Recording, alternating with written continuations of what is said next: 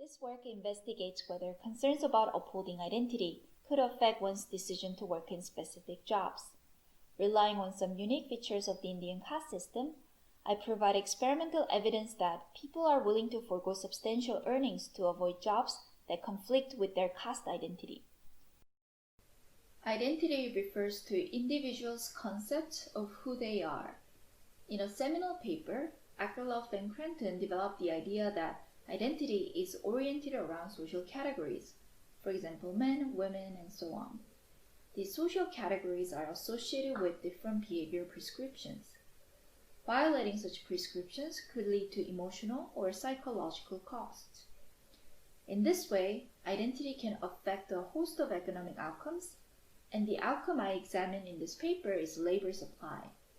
People may avoid certain jobs because they believe those jobs conflict with their identity.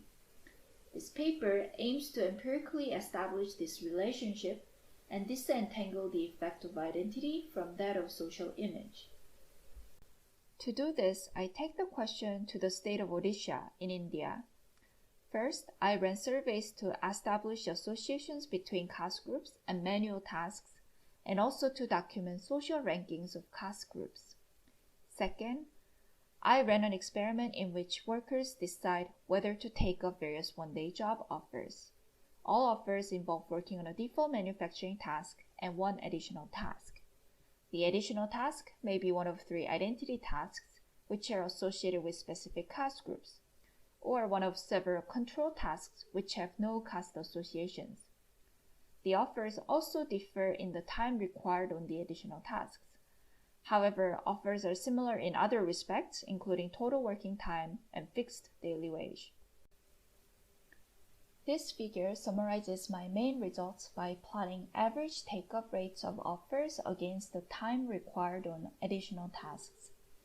Blue lines show that when identity tasks are directly associated with workers' own castes, the job offer take-up rates are similar across identity and control tasks.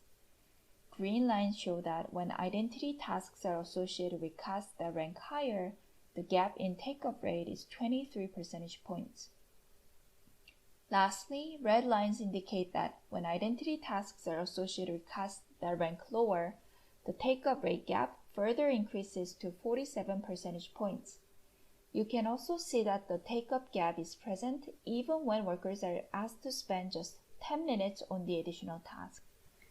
I also find that reduction in take-up for lower tasks is larger among those who express stronger support for following caste norms. My survey findings suggest that these take-up results are unlikely to be driven by differences in skills, experiences, or outside options.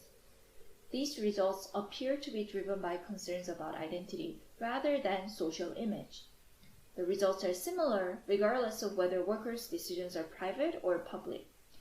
And workers' stated reasons for turning down offers also suggest identity. In addition, I find that people's opinions regarding following caste norms are similar to people's beliefs about others' opinions, indicating that people's internal and external rules of behavior are similar in this setting. Finally, I run a supplementary experiment to see how much money workers are willing to give up to avoid jobs that conflict with their identities.